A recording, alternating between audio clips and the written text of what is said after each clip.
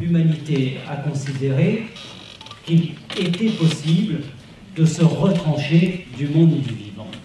Et nous rappelons, par nos propositions, que l'humanité fait partie d'un tout, fait partie du monde du vivant. Et nous voulons inventer un nouvel humanisme. C'est ça, en fait. Enfin, je suis assez étonné, mais je comprends les résistances, mais d'entendre parler d'anti-humanisme. Ce n'est pas que l'anti-humanisme, c'est un nouvel humanisme qui intègre le monde du vivant. Et ces questions, pour ceux qui s'y intéressent, étaient des questions qui étaient présentes au moment de la Révolution française. Je peux vous donner des références bibliographiques si vous souhaitez.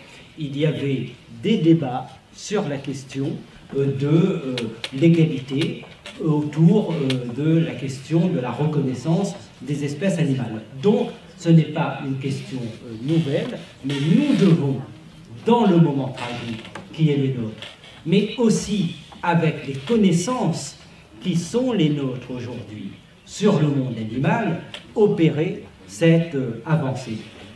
Je le disais il y a quelques semaines, vous connaissez tous cette controverse de Valladolid, où on se posait la question, est-ce que les Indiens ont une âme? Aujourd'hui, en 2018, on se dit, mais c'est quand même extraordinaire, cette controverse de Valladolid est totalement surréaliste.